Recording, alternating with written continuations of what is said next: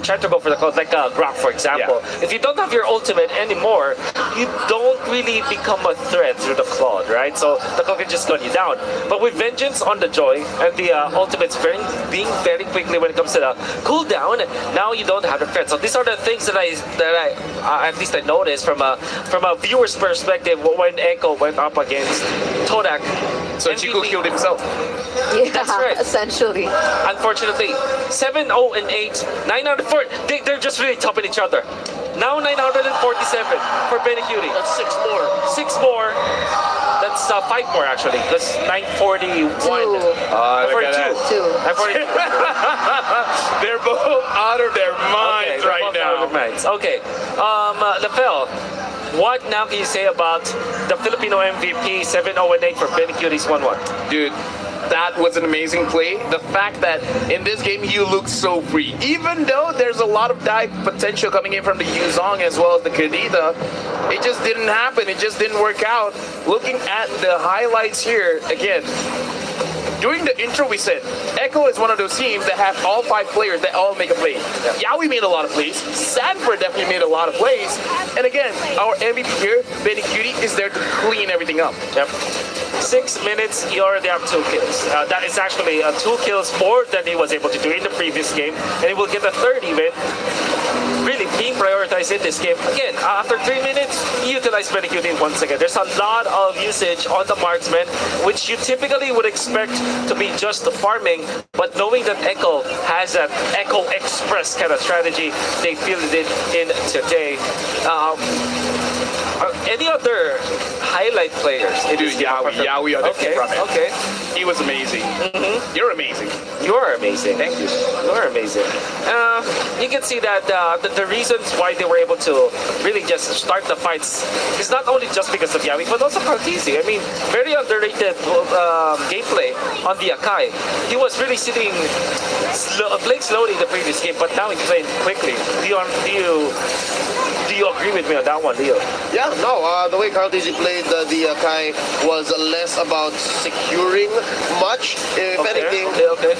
4 out of 5 heavy spins were the displaced members of Todak. So that's what made the Langar, which was already very impossible to see coming, all the more just absent. Okay. I can already hear Meng Li or... yeah, it was Meng Li. Where's the Langar? Kamai Kyrie. Yes. Kamai Kyrie. Okay. The Fell. There was a blade armor which was early picked up by Carl TZ. That to me spells you're not gonna make it comfortable for the Claude.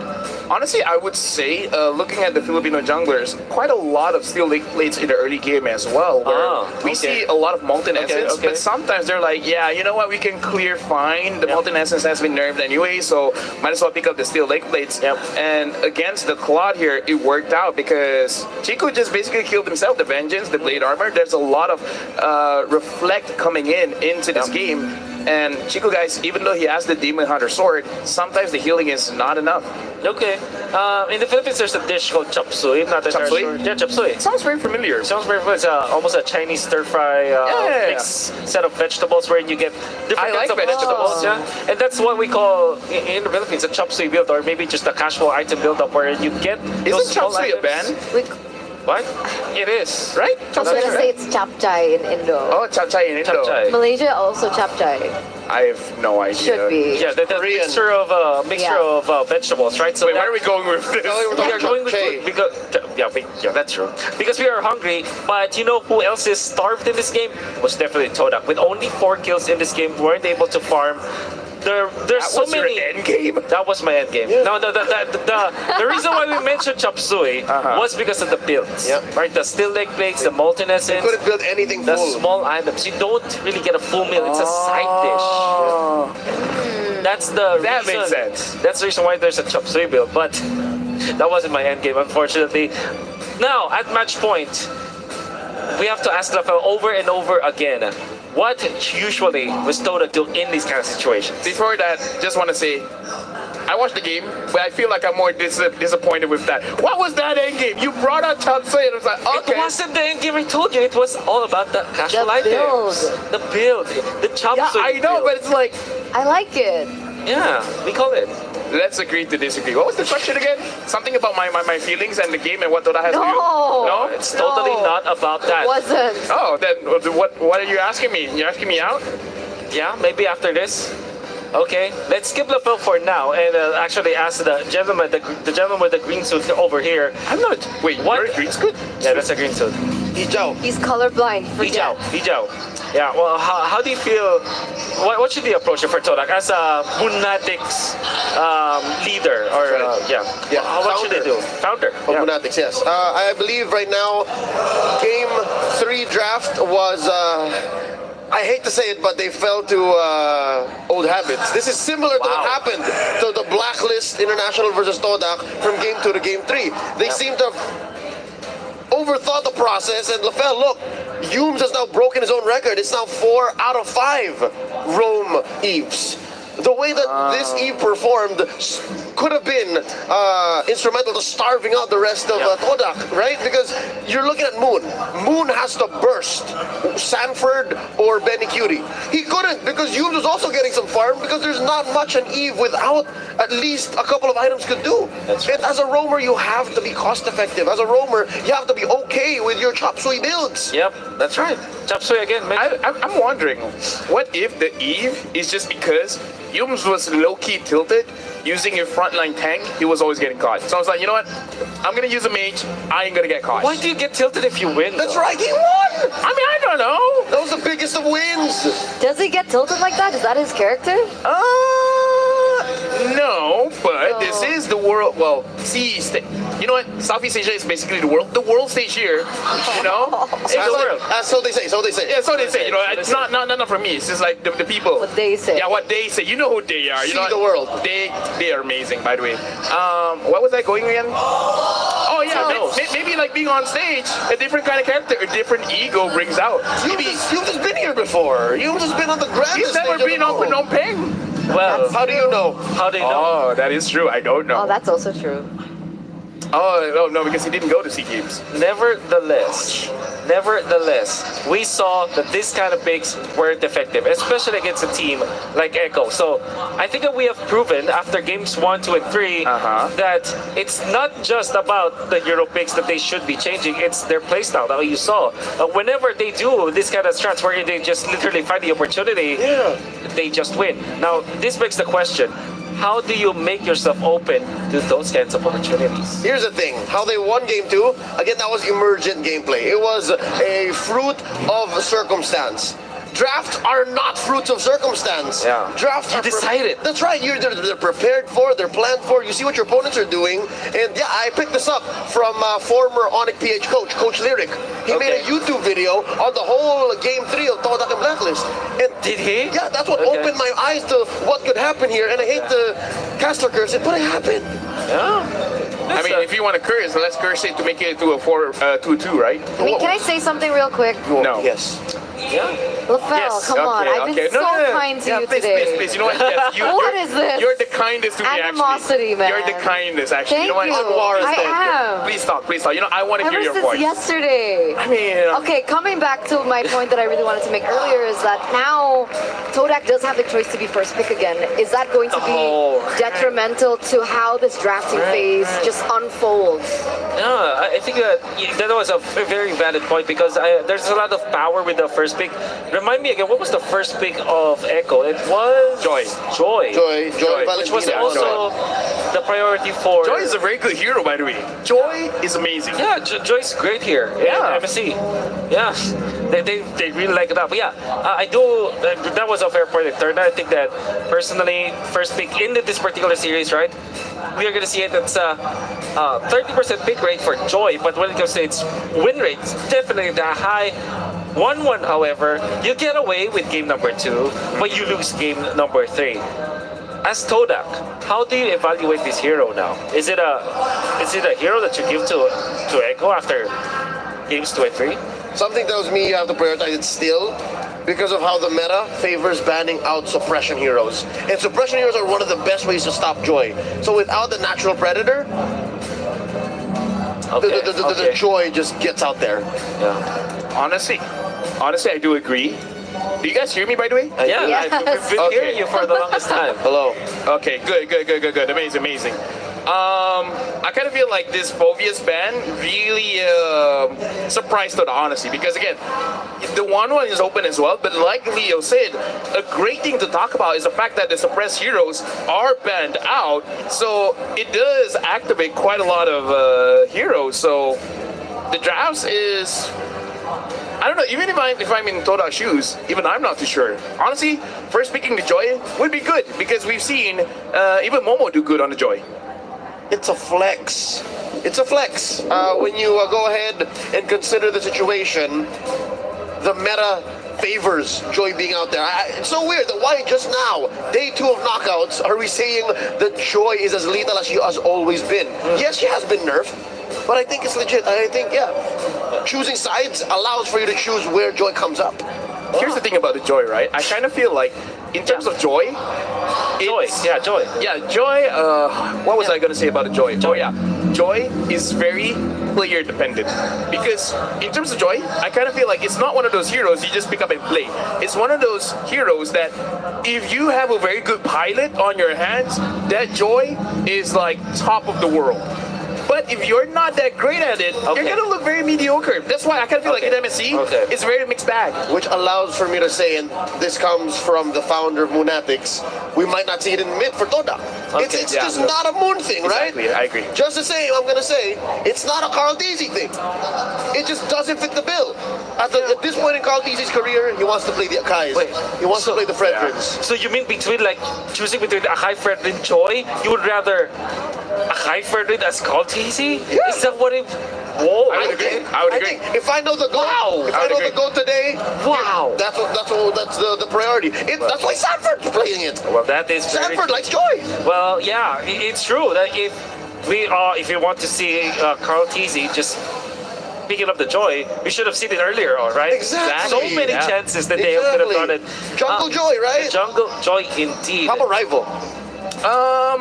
Rival really likes the assassins, but I kind of feel like he would not be able to guess how much damage he can take. So I kind of feel like he can kill someone, but he would instantly die as well. So I kind of feel like Jungle Joy... Not as safe. Not safe. Okay. Really not safe. I can dig it. Okay. Sanji, though, is a wild card. Sanjoy Sanjoy. is a uncontrollable element, I think. I'm not so sure yet. But I do like Sanji's just so... I think he's just so acclimated with the nuke mages, the artillery mages, right? I mean, Joy can nuke someone. With the ult, definitely. If you plan for it. You plan for it. No, if you're good enough, you can. I'm not sure we're getting the same idea of what nuke is, because typically nukes come from above. That's why it's a nuke. Sorry, I don't have first-hand experience. My bad. Well, yeah, bad for you, but good enough for the members of Echo and Todak as we get to game number 4. Just a few seconds remaining for the draft. With Theory crafted that it's going to be always the blue side that will be prioritized by the losing team. So far in 3 games, that's what we saw, and now it isn't going to be the case. Same set of bans for Todak and Echo. Expect maybe the Joy this time? Yeah, For Todak? I think so. If they ban out the Kaja here, then they'll very lovingly go into the 3T maneuver. The tic-tac trevor trade, they don't mind it because they can win it. I kind of feel like Kaja ban and then Joy ban because they always ban out the phobias. But in this game, I kind of feel like Betty Cutie does not necessarily need the 1-1. I'm pretty sure Betty Cutie could go on the Beatrix and he will still be fine. So perhaps if you really want to change things up, you know. Yeah. So we're expecting Kaja here for Todak, and then for Echo, probably another phobias. Or they ban out the Joy and try to pick up the Kaja. Tonight, your team. Or maybe just ban out the 1-1 and then don't worry about it. Oh no! Joy ban. Echo was on it. They know. Kaja is open. Is it the first pick Todak thing? Is Yums Would still you in it? rather go Fredrin here if you're Todak? I almost want to go Fredrin. Okay. Because the Kaja is an amazing hero, but there's options. You know? Yep, there are options. Never mind. Kaja first pick. All right. Kaja first pick. What's your answer, Echo? There's the Valentina that they always utilize against this Kaja. Yeah. And the Freddy is also open. You can expect that as the first two picks Fred for Echo. Tina or Fred Eve? Oh, that's right. I put Fred. Wow. Fred Val, I do. I do FV. Let's go. The FB. Yeah, FV. Yeah, the FV. Yeah. Because if you pick up the Eve, it's gonna be suppressed anyway. So No, because if you pick up the Eve early, this time, yeah, Toda could pick up something like the Kadita to fight back. Yeah, And the thing is, right. if Toda eventually just pick up the Eve, you have an Eve yourself. Oh wait, just the same. It's possible that it might even be Fred Medina. Fred Kadita, no. No, but it's just FV. All right. We overthought it. Yeah. Cod still is good for Todak. Then there's that argument that can be made that Actually, here, Carry might be the... yeah. There's an argument can be made for carry because it's a Kaja carry. Yep. Right? That could be the case. Then pick up the Eve, and your drafting is pretty good if you're Todak. That's safe for Moon because there's not much room for the Kadira unless they put the Kadira in the Aoi's arms. So it's a carry Eve, the KY or the YK. Why do we always want to acronymize You pick your spots. That's what makes it funnier. Not everything. Tide, wait for no. Oh, but no, the Matrix Akai. You haven't seen Beatrix in a while. It's an instant pick. You see, Instant pick. It's not even think about it. you know that it's a counter. The Beatrix will suffer from this hero. Yeah, true. And then, of course, the general idea is that you kind of mess up the combo. If there will be a Kaja to jump into the backlines, stack the damage with the Beatrix, Yuzhong will be perfect. That's why the ban here instantly hit Eve. We thought about this. Yep. The anti-box. The anti-box, I love it. They The ru- anti-box box. That's right. They ruin it. They cut a line through it. How's Todak play? They're forced to play guerrilla tactics now. Now, honestly, looking at the draft, what would be good for Moon? Because I kind of feel like now that you have the Kaja, now that you have the Akai, maybe you can force some fights out, but you need the damage, you need the follow-up, right? Yeah. Burst. So, I'm not so sure what's the safest for Moon here, because if you pick up the Lilia is kind of safe. In terms of damage, not bad. Toda themselves, okay, yeah, because they have the Beatrix anyways. I'm thinking Kadira actually, but it could be panned out. I was thinking of Kadita as well, but... So you revert back to the Farsa, but Farsa and Beatrix both suffer from Yuzhong? Yeah. Yeah. Can I just say mid is so tight right now? Like mid Yeah, is, I agree. I don't want to say worst, but it's the worst lane to be right now. Like answers Wait. and threats. Novaria is still open if you want to try that. Alright. I don't think he has enough damage because you have to make sure your second skill actually hits. It's an anti-synergy with everything I mean, else yeah, so that's far. true. That's true. Yeah. It's too Luna? much. Very slow though. Yeah, so I'm thinking if somewhere along the lines of a Kagura even. If this will be an assassin pickup for Echo, which I think it will not be the case because they already have the Frederick that they use on anyway. That could be the case. I don't know. Honestly, if you want to go for more just like less vulnerable type of mid laners, I play mid as well. Not a lot of very good picks with what I already have. What if Echo picks up the Melissa so they kind of force the Farsa on Todak, and then when it's a Farsa Matrix, it's very bad for their squad. Yeah. So you just choose a lesser evil, but it's still pretty bad. It's still pretty bad against Yuzhong. And of course the Valentina. It's not just a normal Yuzhong. It's stand for Yuzhong. I've been It's SFYZ. I mean, where you Yeah, you're right. say everything, right? You're right. Pretty sure Sanford's one word. Okay, there's the carry. Is there a world where you go Hayabusa if you're Todak? I think it's very hard just because of the Yuzhong Okay. and Frederick. It's very hard. Okay. So you really put this Akai on the jungle role. Yeah, we're looking at the jungler. Okay. That means you need the Mid laner. mid laner. Farsa, the Kagura. I feel like the Kagura is. Moon has a Kagura. Yeah, you can play a Kagura. You can play Kagura. Again, I'm thinking Lunox, but again, it's very dangerous as well. not possible for a Faramis pick. Esmeralda Kag. Oh, you're right. You're right, actually. Premise, actually. Lapu is also open for Todak. Adam's Lapu. Lapu Kagura. Nobaria. Alright, Wait, Natalia? Is this Natalia instant pick for Echo? Yaoi, Natalia Yaoi. Natalia Yaoi? He's gonna do it. Dude, don't. come on, Or man. maybe an assassin. Give us a chance, man. Come on. You know, like honestly, looking at Echo right now, they already kind of have an answer to the Novaria anyway, right? The Yuzong. There's so many. Yeah, that's true. Yeah. Natalia. They wouldn't mind stealing Astral Echo Wait, either. is Cho open? Oh, you're right. Yes.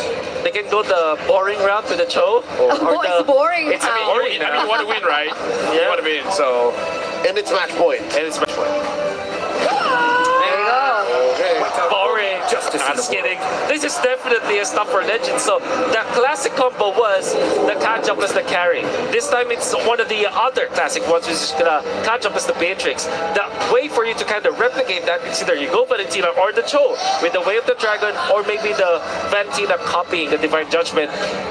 Clearly, Echo is really planned for this carry to be good and to deliver the kills to them. That is going to be the draft for potentially the last game of this series. But of course, Todak will not let that happen just easily. So, Eterna, why don't you take us to game number 4? All right, and you know, on top of your point, there's also the Novaria and the Beatrix combo, right? So there's a lot of just combos, these sets that are coming out from Todak. They're going to be able to win it when it comes down to those pickups, but it could be a different story when it comes down to those team fights. And with that in mind, ladies and gentlemen, potentially it could be the last game of the series if Todak can't force this out from the Orcas. And with that, let's begin game number 4 between both Todak as well as Echo. Right now, I'm looking at my heart rate and it's pretty high. Speaking of which, right now, looking at the situation, we got to see how Humes as well as Moon is going to play this out, because there's always that potential of Novaria stealing away the buff very early on. Yep, there's a lot that the Novaria puts on the table. It's just a matter of timing, and if Todak's communications are on point, especially now that their backs are against the wall. True, and that actually is going to be applied in all these 3 lanes as well, right? So far, how is this Yuzong and the Lapu Lapu matchup to look like? Well, it looks like Momo is going to take a lot of damage, so I don't know how to follow up on that conversation now. I mean, it changes at level 4, no? Yes, definitely. But, yeah, that's because Sanford uses full combo. Yeah. His level 2 combo. Dude, again, that's pretty hard. Benny Cutie breaks the GPM high score again with 947 gold per minute last game. Rival is here to help out Momo. And now, again, so far, it looks like a lot of attention has to be given over to Momo. Momo needs the babysit for just a little bit. Sanford showing Momo not a good time. And that's the question, right? Because right now, it's very different. When we saw those 2 lanes, it's usually in favor of Echo, but this time Todak does have a winning lane, which is in the gold lane. Do you think they're able to play around that, play around Chiku? Honestly, I kind of feel like this is also a false sense of security, but because the moment Chiku tries to go for that trade, all of a sudden Yaoi is there. So even if you're winning the lane, you could end up losing just because all of a sudden Yaoi is a thing. So it really depends on where Yaoi is situated on Exactly. the map, right? Okay, but so far he's in mid. He hasn't really focused on the gold lane just yet. You can see that Echo, they're trying to play with their winning lanes, and here we go. So much action here in the bottom side, or what is going to be a lot of action in the bottom side, but actually no, yo. It's a lot of action from Echo, and Todak understood that, you know what, they have such a great advantage in early, let's just give him the turtle. Clean take for Echo. Sanford, man, this is the Sanford effect. The fact that once he opens the Black Dragon form, everyone's like, you know what, I don't want to mess with this. The guy is kind of strong on this hero, so we're not going to do much. For now, Chiku, guys, is able to win out just a little bit. But again, Humes and Yaoi. So both roamers have roughly the same idea, but Sanji is there. He could provide the backup that could change the tide. So looks like Todak, they're not going to go for it. What are they going to go for here, right? There's not really any objectives on the map, but Look at the sandwich play. There's a kick on the Humes, the first to fall. Echo draws first blood. 800 gold lead already here in the first 3 minutes of the game. And before the first turtle, right, everyone wanted to go to that level, that EXP, right, to get that level, to get that level 4, because both of these roamers are reliant on that. So far, there is a pick on to Todak, but what else can they utilize? Because like I mentioned before, there's not many objectives on the board just yet. Do they want to focus on pressuring the gold lane? Honestly, at this point, I'm just looking at Humes because Humes so far has been quite a bit. Rival trying to set something up for his team, but could be very dangerous here now. Retribution used onto Rival as well. So far, this is a lot of nothing team fights. But Momo going up against Sanford, almost winning that 1v1. All right, so it looks like Momo, as you mentioned, Eterna, that dynamic should change once Momo hits level 4. So I think it's closer to a 50-50. And yeah, I have to note as well, the relative absence of both teams in the XP lane. If it's all about gold, then they both decided, yeah, this is a gentleman's agreement, we're not going to XP. Yeah, I kind of feel like at this point, for both teams, they're like going mano-a-mano. Humes against Yawi, Sanji against Moon. Because I kind of feel like every single time they're targeting, they're targeting their counterpart. Because again, even from game number 1, Yawi, who you're catching? Humes. Everyone's just like, yo, let's do 1v1, 5 different places. And Humes back on Yawi as well. So there's a little bit of beef there, but here we go. 40 going in deep up top. Humes gets the pull on the Benny. Rival with the heavy spin and a pin down. Sanford. Momo gets the kill. Humes though goes down. Taken out by Benny Cutie. That fight's still happening up top, but down here near the orange buff. Rival falls. Carl Teasy got his eyes on the orange buff. Gotta steal it away. 2-for-1 trade, nearly 3. Oh, it could be 3 right now. They gotta go for it. Gets taken down. Benny goes deep behind enemy territory. And all this while, by the way, it was started off by Echo taking second turtle. Again, I gotta say, that was a very risky play going for those minions. But again, this is kind of like the Toda playstyle. It's like, yeah, I die. It's okay. I don't look at KDAs that much. And now, Rival and Carl Teasy again. Mano-a-mano up top. Hume gets caught again by Yawi. Who's the orange? The purple goes to, all right, so at least Rival got his purple. That's not so bad. But given these movements in the jungle, that gold lane got popped wide open. Tier 1 goes down. And that's not great, right? Because now what we thought was a weak lane, what we thought Benny Cutie was playing weak side, he's been fed 3 kills already in the first 5 minutes of the game, and he already has his first item all the way to the second. Meanwhile, Beatrix still stuck at that. I mean, ultra late game, Beatrix should have the advantage just because you have a lot of range as long as you can handle both Sanford as well as Yawi. Now concealed play, Humes. Will he go for Sanford right now? Sanford wants to fight back. He sees Chico guys, he sees Moon, he wants Moon. That's a full combo set in by Sanford. Black Dragon form straight into 4. Let's see. Rival playing footsies. Astral Echo set out. Sanji catches that bolt. And now Humes, the only one left forward. Divine Judgment. In comes Chico. Looking for more. Not enough damage. Carl Easy. The middle of 3. In comes the headbutt from Rival. No dice. But look at mid. Oh, all this time. Echo's by time. Benny gets pushed. A little bit of miscom, I think, there because he was wanting for the cash, but I kind of feel like Chico guys, he did not have his ult ready. If he did, I kind of feel like that was a kill. The basic attacks, not enough just yet because Chico guys just has the Blade of Despair, which is great, but kind of great when you're using your ult. Basic attack for right now, with the deficit that you have, not great. 3.6k, 3.7k. Chico guys just needs a little bit more. He needs a little bit more. His team needs to buy him a little bit more time, but that's the problem. Do they have enough time? Echo are playing the map exquisitely, right? Already getting that top tower as well with just how they were able to manipulate those side waves.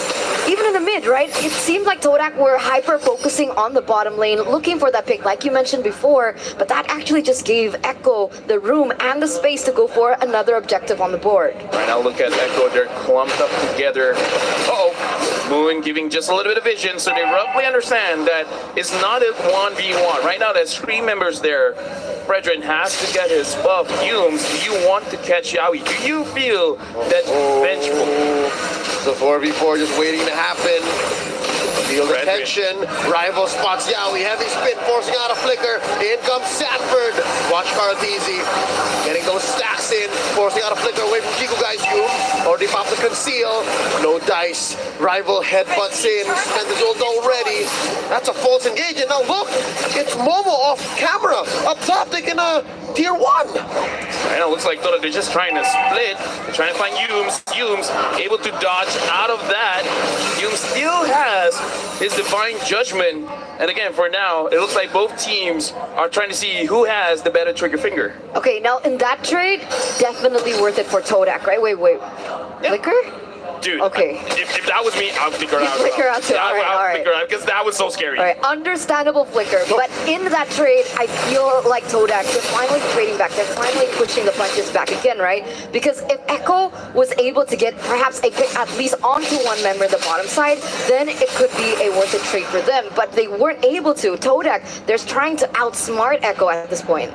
Yep, anything on the map is actually something Kodak would like to get their hands on in the least amount of cost, right? So if Humes has to die, so be it. If Momo has to die, sure, but he hasn't yet. Rival, sure.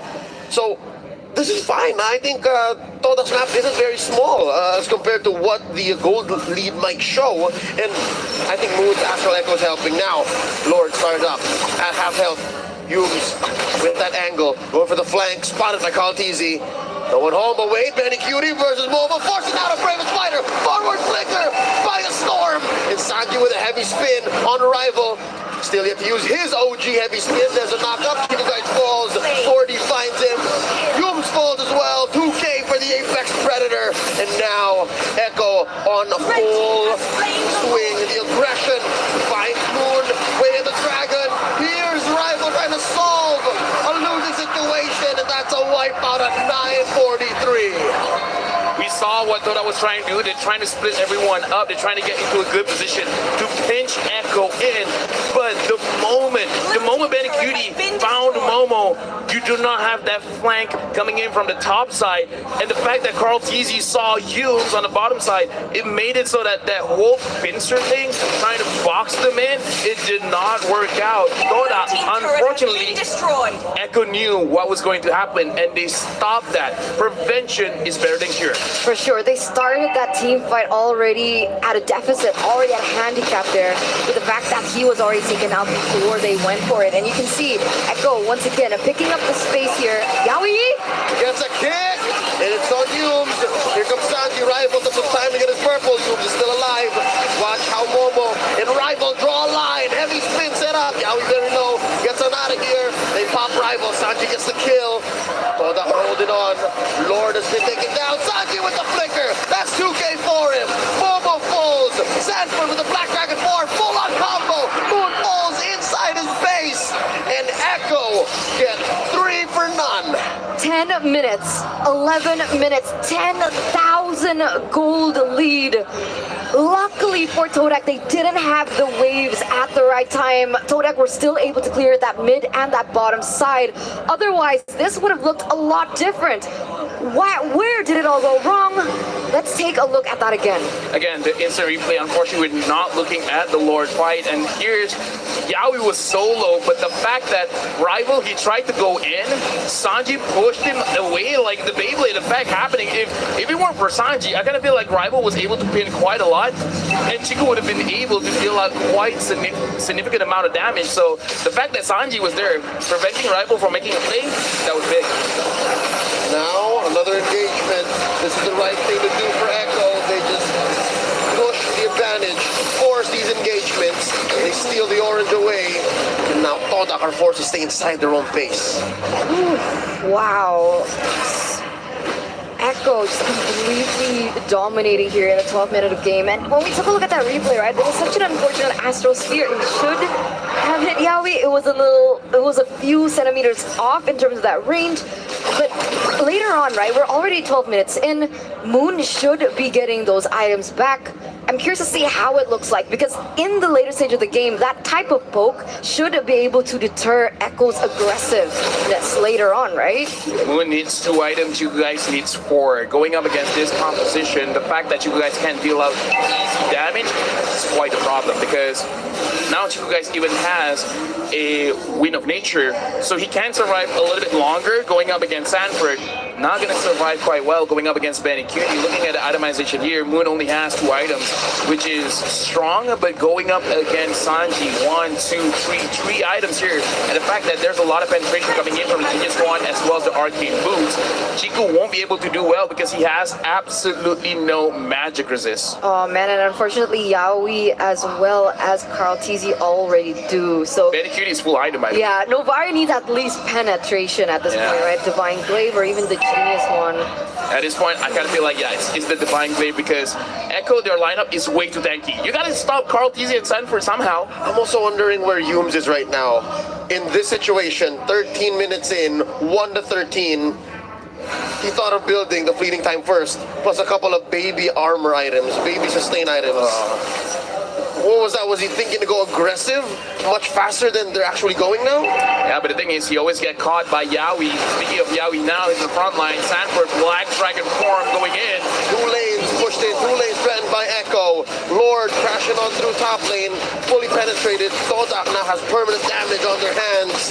Now Echo might go ahead for mid. Mind you, some key ults have been spent.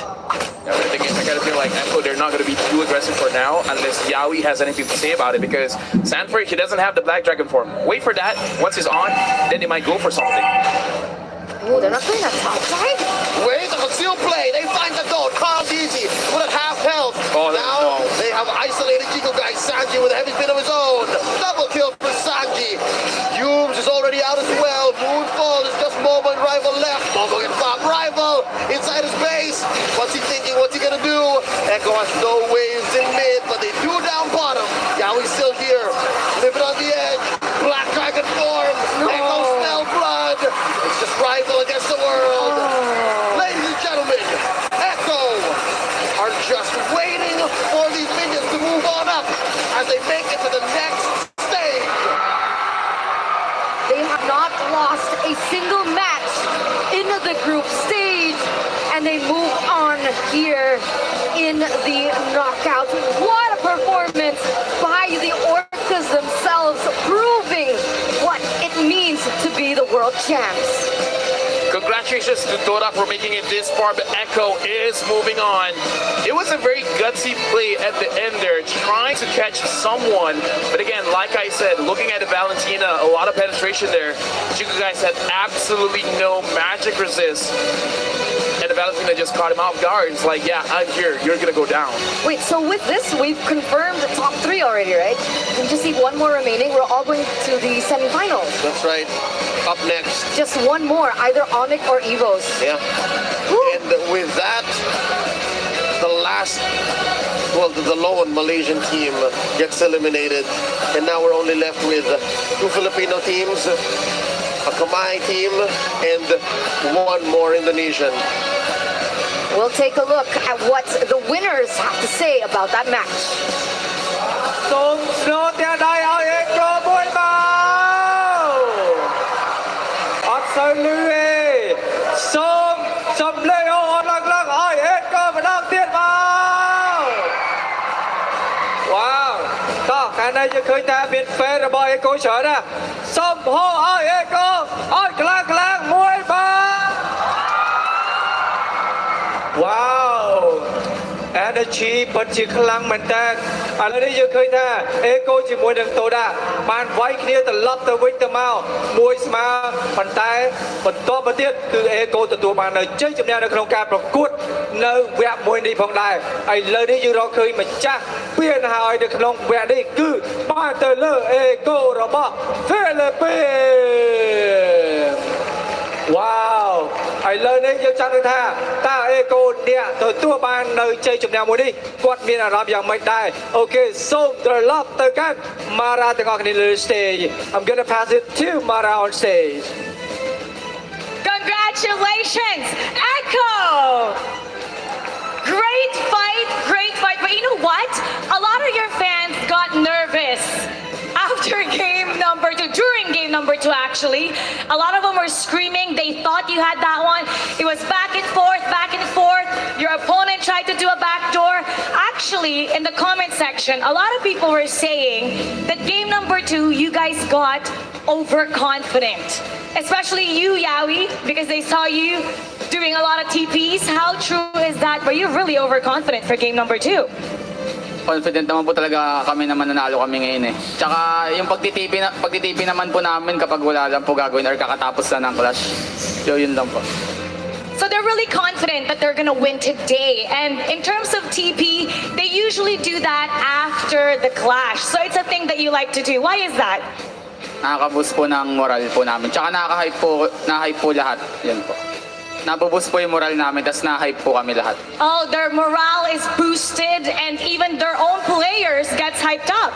Wow ចឹងយើងមានន័យថាយើងអត់ចាំបាច់ទៅឆ្ងល់នេះច្រើនទេព្រោះអីដោយសារតែអេកូគាត់បានដឹងហើយថាគាត់នឹងទទួលបានជ័យជំនះនៅក្នុងការប្រកួតមួយនេះជាធីមតែម្ដងព្រោះអីដោយសារតែ player គ្រប់គ្នាគឺសិតតែទទួលបាននៅការបង្វឹកក៏ដូចជាការលេងយ៉ាងល្អមែនទែនបាទ San brothers, Sanji, Sanford, after game number 2, you guys went to your room. What did you guys talk about? Because after that, everything went uphill from there.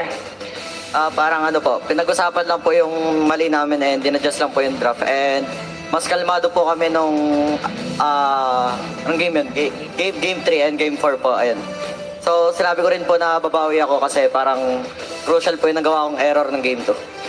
Oh, okay. Well, they just talked more about their strategy, the draft, what they needed to do. And actually, he said that he was going to make it up. He was going to make up for it for his team because he felt that he made crucial mistakes for game number 2 and he bounced back. អូខេនៅពេលដែលអេកូមិនបានទទួលបានជ័យជំនះទៅលើតូដានៅក្នុងវគ្គមុនអញ្ចឹងគាត់ត្រឡប់ទៅដល់បន្ទប់គាត់វិញគាត់ពិតជាបានសុំទោសទៅកាន់ធីមគាត់ដែលគាត់មិនបានលេងដោយប្រុងប្រយ័ត្នហើយគាត់ថាគាត់នឹងរៀបចំនៅ strategy ក៏ដូចជាយុទ្ធសាស្ត្រនៅក្នុងការវាយតូដាឲ្យចាញ់នៅក្នុងវគ្គបន្តទៅទៀតផងដែរបាទ And this one is for Benny Cutie. Now, what did this mean when you were doing this? What does that mean? Ano po, hindi ko po alam eh. Nakita ko lang po kay Siko guys. Ginaya ko lang po. So you don't know what it means. You just saw Chiku that he was doing it, so you were just copying it. Apo. Now, unfortunately, you eliminated Malaysia's Pride Todak. What is your message for them? Message sa Todak, nice game and sobrang ganda nung pinakita nating laban para sa mga viewers. And good luck sa MPL.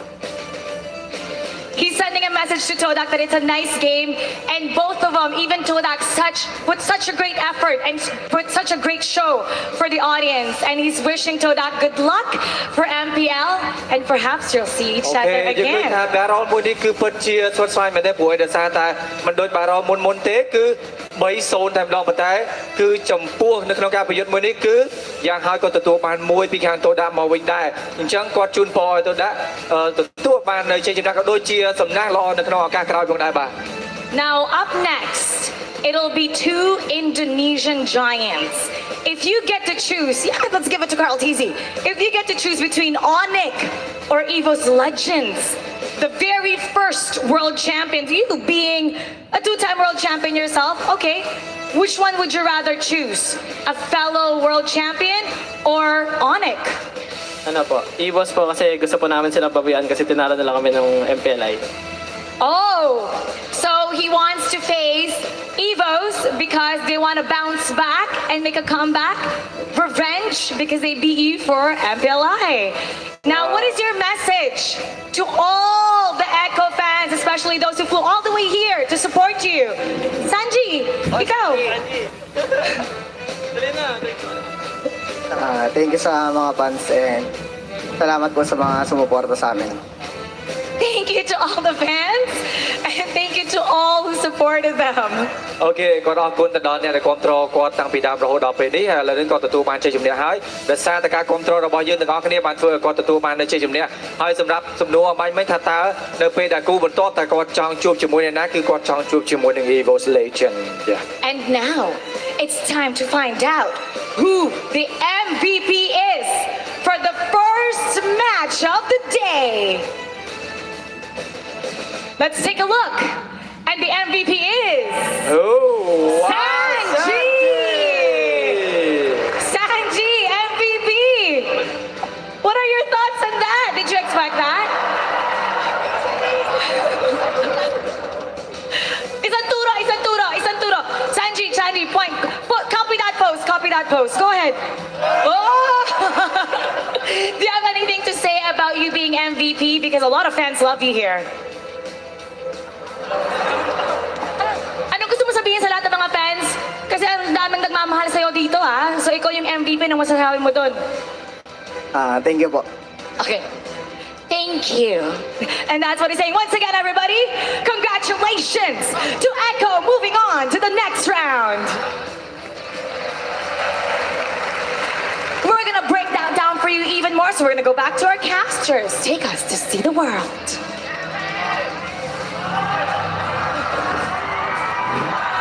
That's how it is. Oh, That's how it is. come on. It's not just Okay. me. It's also the boys and the lady. I mean, the gentleman and the lady.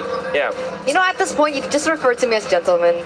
Yeah. I mean, if you know, prefer that, okay. The people. It's okay. The people. Alright. The panel. MVP is Sanji for that game and for that series. 7-0-5. Wonderful performance on the Valentina. Unforgettable copy the ultimate, utilizing the heavy speed for the Beyblade action, as LaFell would say. He has everything. He did have Let it everything. rip. What did he have? He had the Beyblade again, heavy spin. Okay. He could use Divine Judgment. I'm not even sure if he stole at some point Bravest Fighter. I'm pretty sure he did it. It would be a waste. Even Astral Echo. Getting Astral Echo would be so good. That's right. Let's see. Phil, you saw through the. Can you talk us through what Echo did correctly in this game through our highlights? They saw the future. 20 They seconds saw the future. 20 seconds ahead, because every single angle Toda was trying to do, they knew it was coming. This is the fight around the Lord, where, okay, Yumes, you wait in that bush. Momo, you're gonna come from top. All three of us are gonna charge at the same time in mid. They saw that happening, killed Momo first, killed Yume seconds. The other three, doesn't matter.